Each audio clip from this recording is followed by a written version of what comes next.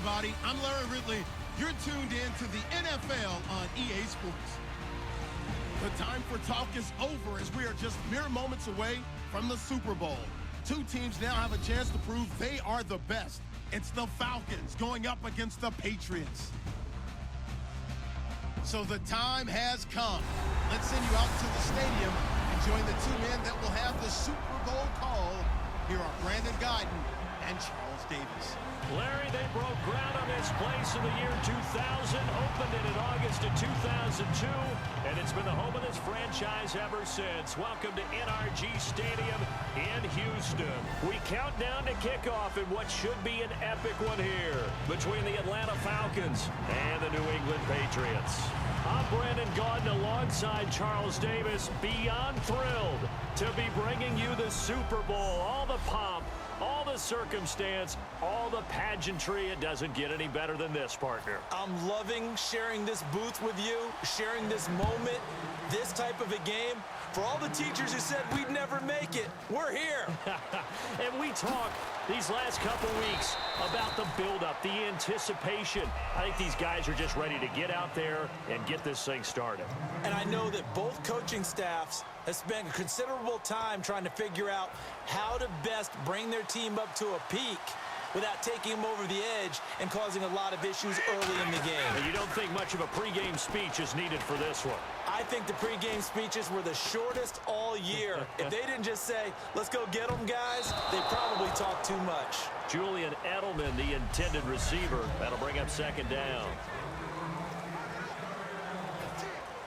And on the outside, they're playing press coverage. Brady will try again on second down. Oh, the ball comes out on the hit, but they'll say it's incomplete. The former Bill, Chris Hogan, the intended receiver. And it's third down.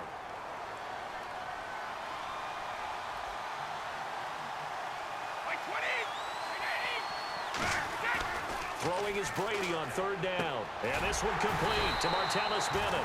And he will have first down yardage as he's brought down at the 41. There's completion to the tight end, and I think they were looking at something out of central casting, frankly. Absolutely. I mean, size, the hands. Speed. I mean, can flat out run. You put that whole package together, you light up the eyes of an offensive coordinator, don't you? Give him 3 on first down. It'll set up a 2nd and 7. We always like to talk about defense in terms of levels. First level defensive line, second level linebackers, third level defensive backs. On that run, that was what we call a first level run, and it was stopped by a second level player. Now Brady, slant route, caught by Edelman. It'll go as a gain of 10 there, and that's good for a New England first down. And when you're playing a quarterback with some experience and some moxie, you enter the danger zone when you decide to blitz him, because if he's able to diagnose as he did on that play, he can hurt you downfield. He reads defenses so well, doesn't he? He really does, and the best part about that play for him, I don't think that was his primary target. I don't think so either. I think he had the read, figured out where the blitz was coming from, and went to a secondary target for a really nice gain. Not too many things get to a quarterback of this magnitude, but I think it's safe to say that pressure can get to any quarterback. Now, he's obviously a great franchise quarterback. Oh, he can't get away, and Brady will go down. Vic Beasley in there to drop him, and it'll be a loss of about 8. He didn't get rid of the football there, took the sack, although that's easier said than done. He can't just chuck the thing sideways into the seats. No, he really can't, because you're not afforded total protection as a quarterback. You have to get outside of the tackle boxes as defined by the NFL, meaning wherever your tackles operate normally, get outside of that, and the ball that you throw has to get back to at least the line of scrimmage. Otherwise, you face an intentional grounding call. So the grab there by the defense, the holding penalty called.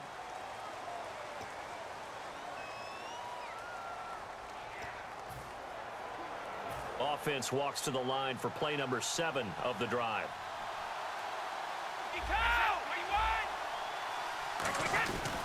Brady gives now to Blount.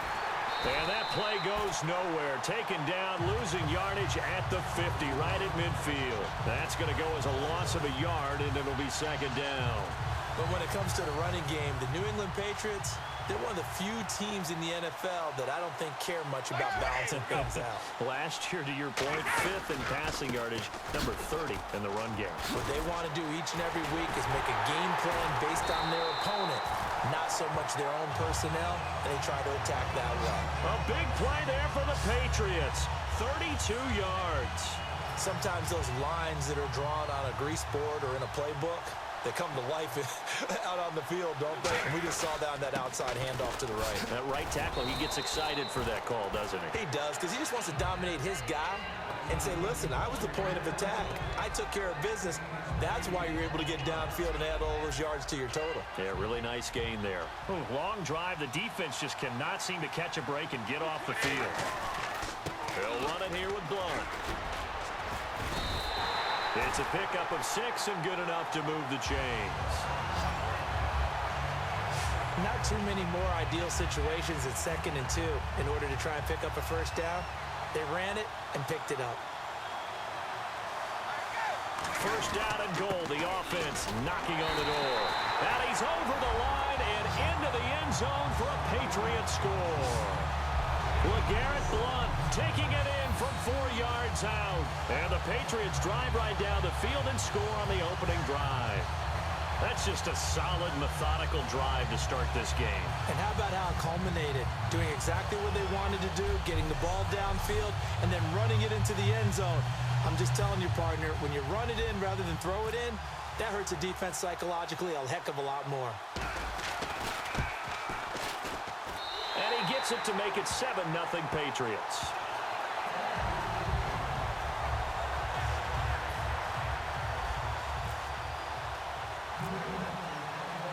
Gostkowski now, after the touchdown, he'll send this one away. That's fielded in the end zone. And no run back here. This will be a touchback, and it comes out to the 25-yard line.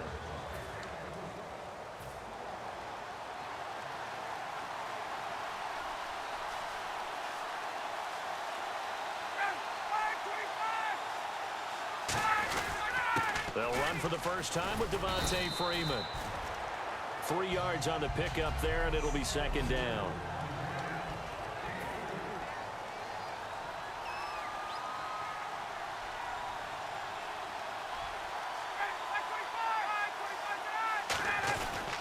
On 2nd down, Freeman. And he'll slip his way up across the 30 to the 32. And still about 3 yards shy of a first as the 4-yard pickup brings it to 3rd down. So following the run, we'll see what they do here on 3rd down.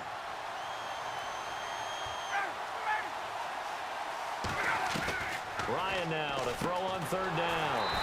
Now he'll dump it underneath to his running back, complete. It goes as a gain of 6, and it's a first down. Alongside Charles Davis, Brandon Gaudin, it's the Falcons in possession to begin quarter number 2, and they've got it here with a first down. Now Ryan going to give it to Freeman. And he is met at the line of scrimmage, and he goes down right there. It's a loss of a yard there, and now 2nd down. The insistence of speed at every position is really seen at the defensive end spot. These guys in the old days were often outside linebackers. They just pushed them forward because they wanted to play fast and get to the quarterback or the running backs quicker than ever before. They'll wind up losing 3, and now it's 3rd down. 2 plays in a row, the defense won, stacking up the running game. They've got to feel good about themselves, but something has to be in the back of their minds. Are we being set up for something big? They've got to be careful. They run the play fake to Coleman. Now Ryan. He sets to fire deep. Looking for Jones, and it's intercepted. Devin McCourty picks it off. And a big turnover there as his guys will get the football back. Well, I tell you, Brandon, this ball's intercepted, but it is 3rd down. So the silver lining is that since this is so far down the field and there wasn't a big run back associated with it, really this kind of works like a punt. It's not an altogether bad result. The Patriot offense now set to come back out onto the field.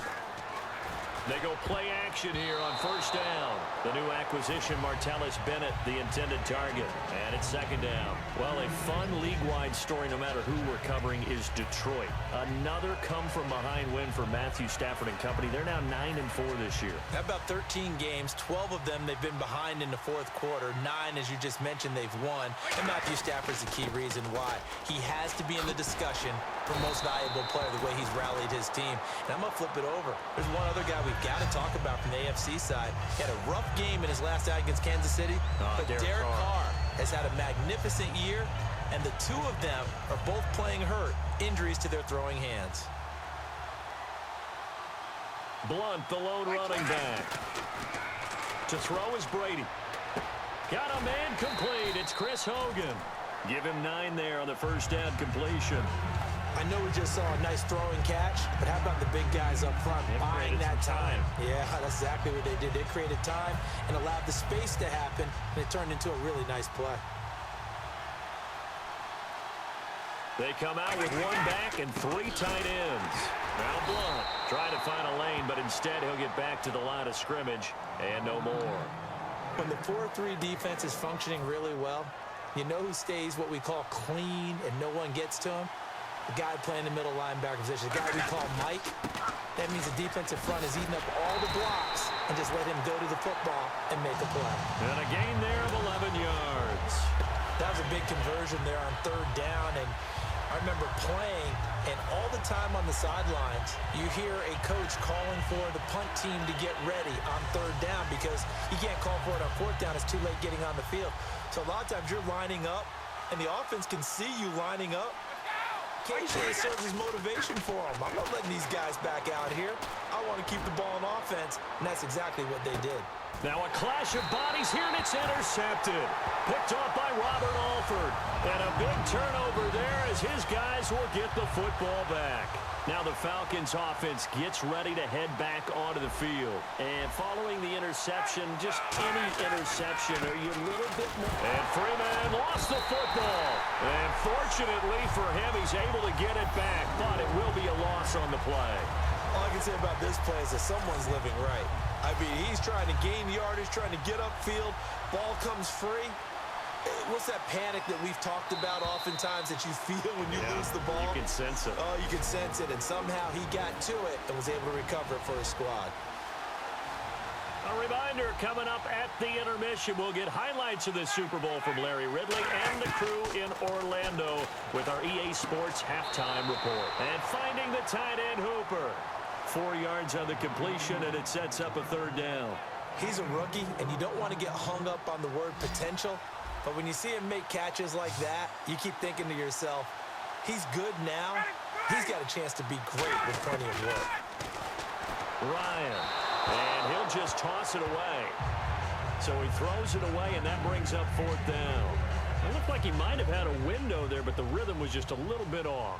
Certainly was, because everything that has to come together to get a pass completed, yeah, you're right. The sync just wasn't there. Fielded just inside the 30. Whoosh. A very good return there. Give him an even 20 yards. And the Patriots take over.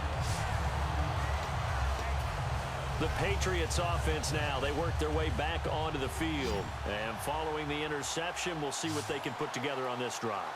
I hear my old college coach right now.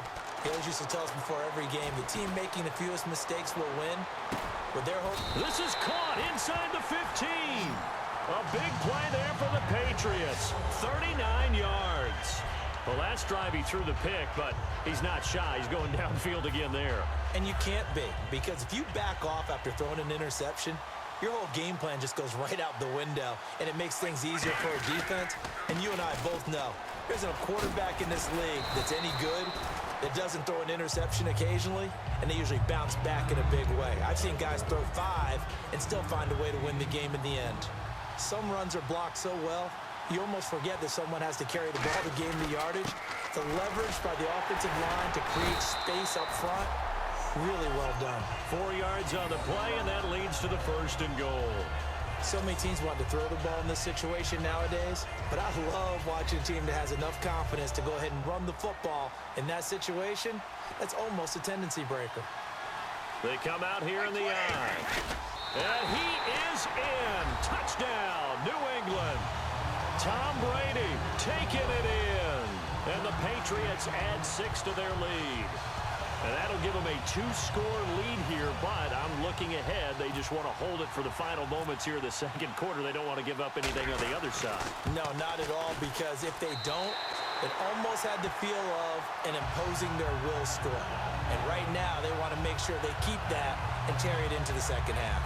A drive there of just 4 plays. And it was capped off by the quarterback sneak for 6.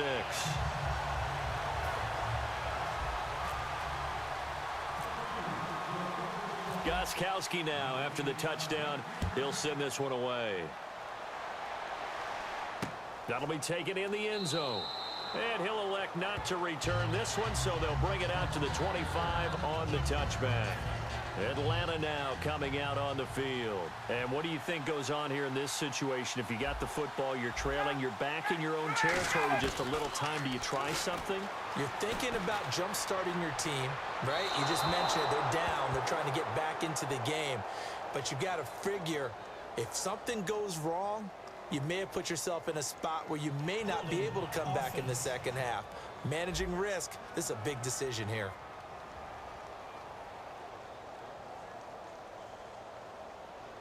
That penalty is declined. 10 yards still left on second down.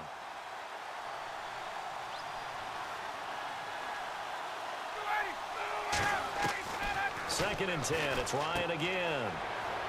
This one complete to Mohamed Sanu. Now hold everything here. We're going to get a timeout by the offense. It's just their first, so they'll have 2 remaining here before we get to halftime.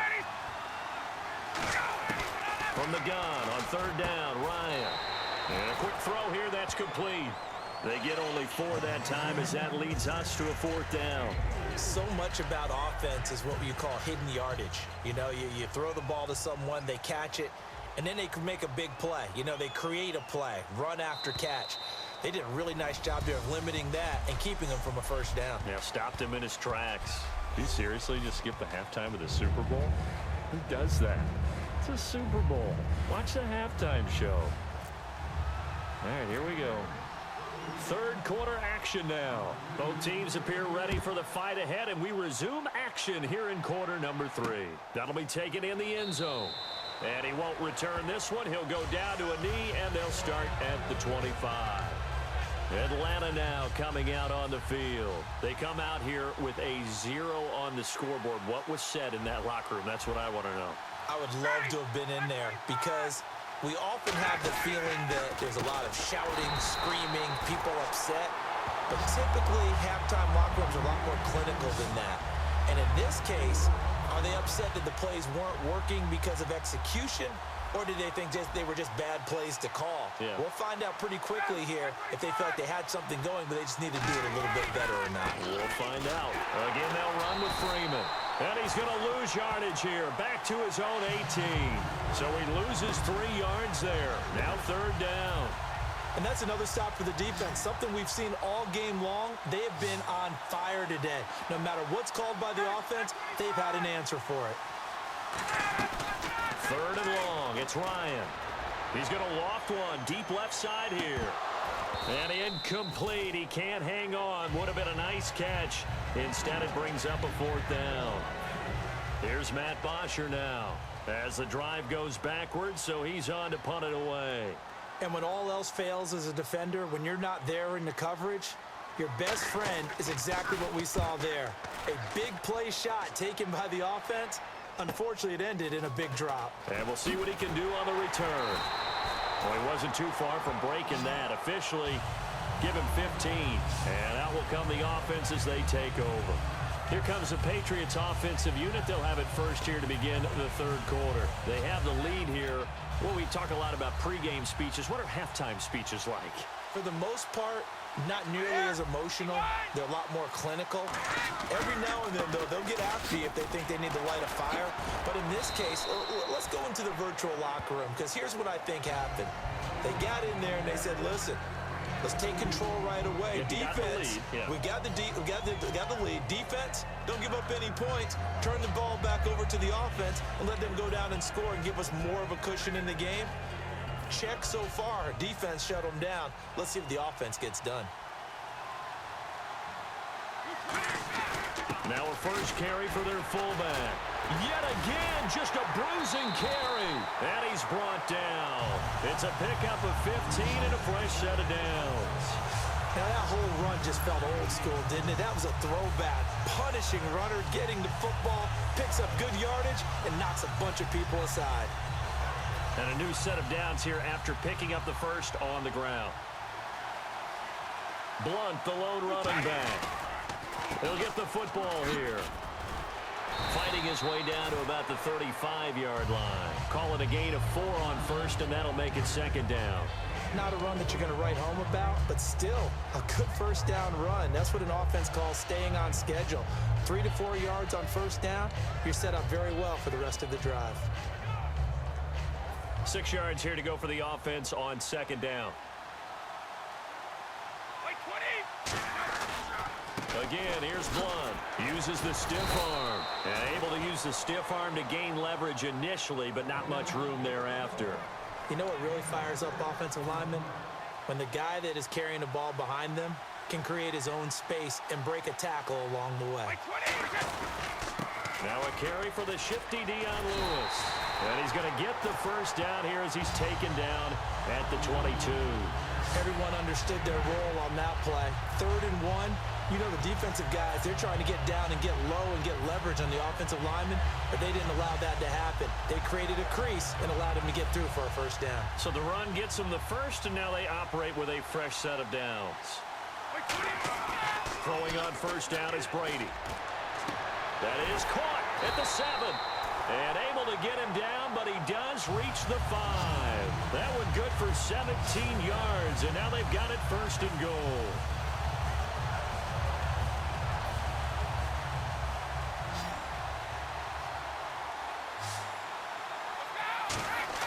Here's Brady. That's caught at the 2. The completion good for 3, and it's second down. Well, the strategy was evident there. Get it to your tight end and make it a one-on-one play with a cornerback. Who's usually going to win that one? The tight end, but not there. Not in this situation. How about the corner defeating that logic and making a really nice tackle? And he's going to be wrapped up and driven down. Grady Jarrett with a great push up front. He picks up the sack and a loss of 8. So the sack means it's 3rd and goal now from the 10. Well, this defensive unit certainly picked a great time to make a stand. Back-to-back sacks, starting with 1st and goal. I have to believe that they'll continue to bring the pressure on 3rd down. After all the preparation, all the practice, a play like that will absolutely break your heart. They had everything they wanted, just unable to complete it. In the end zone, a big-time drive. And Gostkowski's kick is good. And the lead will grow. It's now 17-0. So put another 3 on the board. And all things considered, a good opening drive here to begin the 3rd quarter. It sure was. I think as a head coach, you're happy to come out and put a little drive together, take the 3 points, and build on your lead. Gostkowski now converted for 3. Now he'll kick this one away. Here's Eric Weems now on the return. Oh, spinning away. And a good return as he'll be stopped just shy of the 30-yard line. And here now come the Falcons. And still no points on the scoreboard. You're coming off of the 3 and out. They're just looking for anything to grab onto right now, aren't they? I'm wondering if someone's going to take charge in the huddle. You know, we always look to the quarterback, but sometimes it's another player on the team, a star, a veteran, someone with some excitement and energy. It's like, all right, guys, let's shake things up and let's go, because they still have an opportunity to make things happen. Shake it off. On second down, here's Ryan. And this is Gabriel on the catch. And he'll be out of bounds, up past back now here on EA Sports.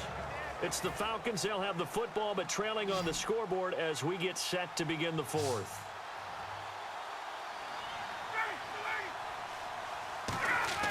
They'll throw on first down with Ryan. It's caught over the middle. Hooper. A gain of 6 there on first. Now that's staying ahead of the chains. Really good pickup on first down, hitting the tight end there. Now it brings up a second and manageable. Just found a hole in that zone.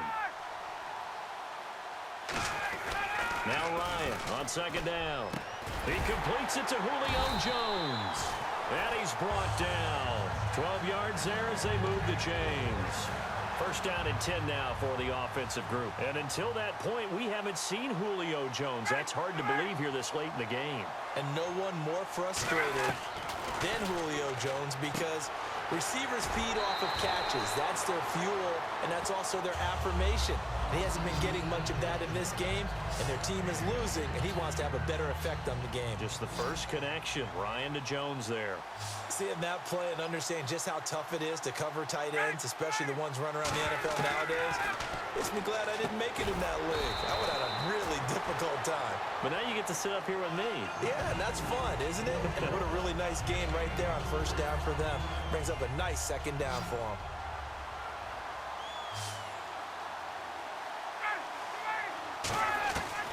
On first and 10, it's Ryan. He's got time in the pocket. And he'll go out of bounds in the red zone just inside the 20. Call it a gain of 5, and it'll be second down. Was that a receiver? Yeah, actually it was. It was a running back who was a receiver on the play. I think he's been spending time in the receiver drills getting his feet down. Well, those guys out of the backfield, they got to be good, agile with their feet. He showed the agility there with a toe tap. No doubt about it. It's like he'd run to ballet school. Got the toes down and stayed in bounds. It's a nice pickup of 12 yards, and it gives him a first and goal. An ex-teammate used to tell me all the time, I hate experienced quarterbacks because no matter what, you really can't hide what you're doing. And I think that right there, he knew right away where the blitz was coming from, where his primary guy was going to be, and he ended up going to a secondary target for a nice game. I was just going to ask you, that wasn't the primary target.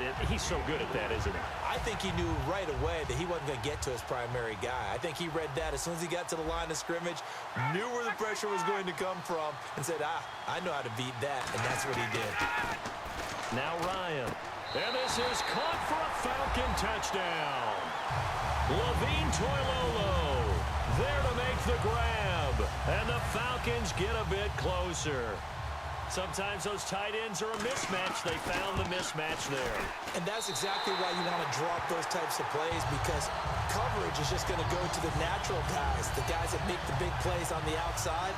But if you work your tight end into it, that's a tough one for a defense to handle. Tough, they couldn't handle it. They worked out for 6. And this is secured by the Patriots. Fourth quarter, they felt like they needed the football back. Unfortunately, they couldn't get it. And I know we brought analytics into the game, and someone has said here that the data says that when a team's expecting an onside kick, 80% of the time, the team expecting it, they do actually recover the ball, which is what we saw here. I just wonder if that number is much more of a anecdotal type of a number. Kind of like when the coaches tell us, well, when you score on special teams, 93% of the time you win the game. I'm still waiting to see that number is empirical. That was a nicely run slant route, and what the receiver's trying to do is make the defender think he's going upfield for a deeper route, and then breaks it off, usually after about 3 to 4 steps, and cuts towards the middle of the field. And now what he's trying to do is use his body to keep the defender away from the football and give the quarterback a really nice target. Well, that last run makes this a 100-yard night. I've loved the way he's hit the holes. He's been quick, he's been decisive, and he's been a whole lot of fun to watch. 2 minutes to go in Super Bowl 51 from Houston. We're back to crown a champion after this. They'll run again with Blunt. And he'll take this. And now a timeout defensively by the Falcons. All right, so the timeout over and all 11 men back out onto the field for the defense.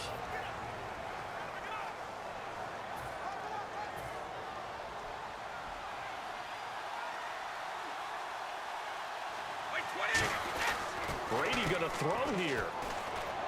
Backing up. And this is caught. It's Edelman. And the Falcons going to use another timeout. That'll leave them with just 1 remaining in this fourth quarter of play.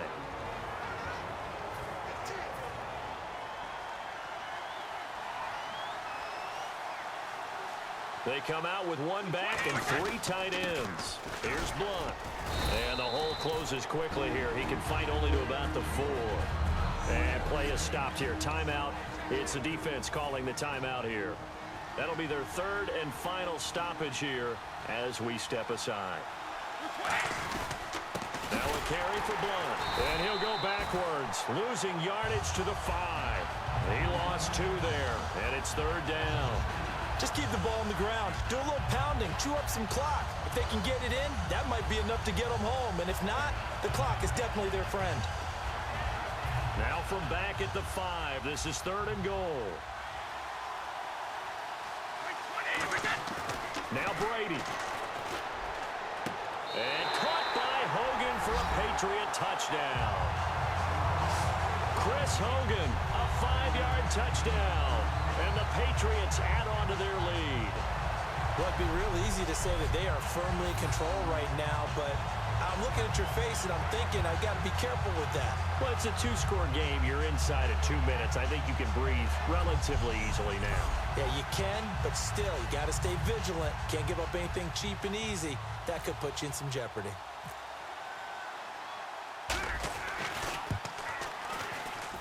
And that'll make this a 3-score game as the lead moves to 17. Personal foul. Roughing the kicker. Defense. That penalty is declined.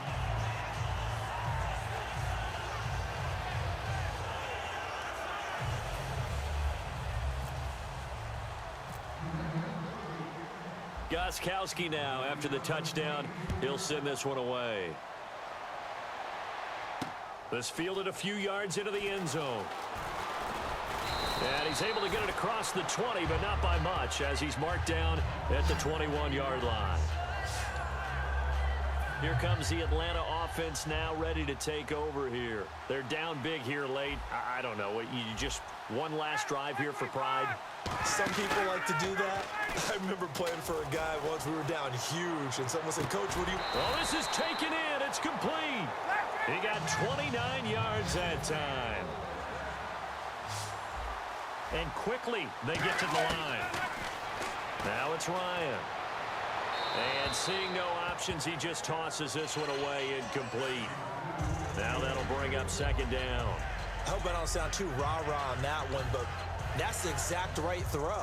Either your receiver gets it or no one gets it. Give him a lot of credit for being really precise with it. Got rid of it. No one got it.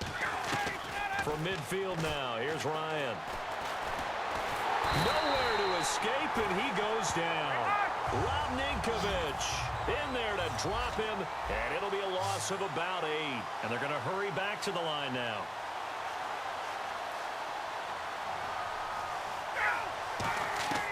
Third and long, it's Ryan. And incomplete. He had nowhere to throw, so he just tossed it away. But that brings up 4th. If they're going to have a shot in this Super Bowl, they're going to need this one on 4th down. Partner, how many times have you heard it? Pressure creates diamonds, right? But it also bursts pipes. And on that one, that's what they got. They got after him, and he was fortunate just to get rid of it. Yeah, he just had to chuck it away. They had to go for it with such little time remaining. And that'll be just about all she wrote for this one. So they tried to go for it for pride, but it really wouldn't have mattered. This one, it was already determined. No doubt about it. This one was over a while ago. Now the Patriots offense, they work their way back out onto the field. The clock cannot be stopped here. Defense can't do anything. So kneel it down, take it home. No doubt about it. It's what you practice for in winning situations each and every week. Victory formation. Take a knee and go on into the locker room and celebrate. Call it a victory. So 2nd and 10 here. There's no shyness there pushing the ball downfield, but I like the coverage on the play. In good position. And when you have a 50-50 ball, who's going to come down with it? I like the way they made the play. Came across and knocked it away. And that is incomplete. 16 seconds now on the clock. One thing I know from experience is that when the deep ball is thrown and you're the defender, you've got to fight that little bit of panic that emerges. You've got to play the ball really well. It's a 50-50 jump ball play. And guess what? They took a shot. How are you going to win it? And in this case, they managed to get it done. Finding time. He's going to let it go again. And it's knocked away and incomplete. Martellus Bennett, the intended receiver, and it brings up 4th down. I know the initial focus was on how far that pass was downfield, but how about the coverage on the play? Able to stay with him, get his hands where the receiver's hands were going to try and catch the ball, tips it up in the air, and knocks it away. Brady going to go on 4th down. Now he'll let it go deep right side. And this one incomplete. Well, apparently taking a knee is not in vogue. They're not able to add another touchdown on. And now the ball game is over.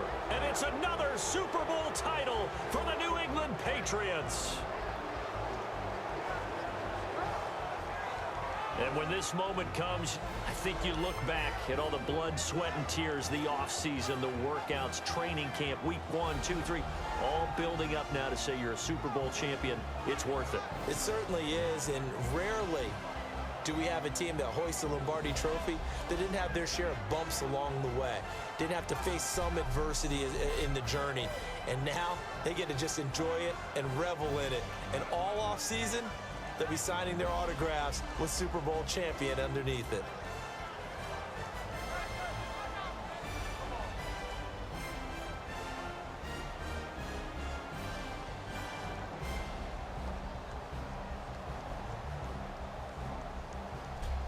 And they end this year just how everybody wants to end the year, holding the Lombardi Trophy. What a season for them. What a ride it's been for us as well here in the booth. For Charles Davis and our entire crew, I'm Brandon Gaudin. Thanks for watching, everybody. We will see you next season right here on EA Sports.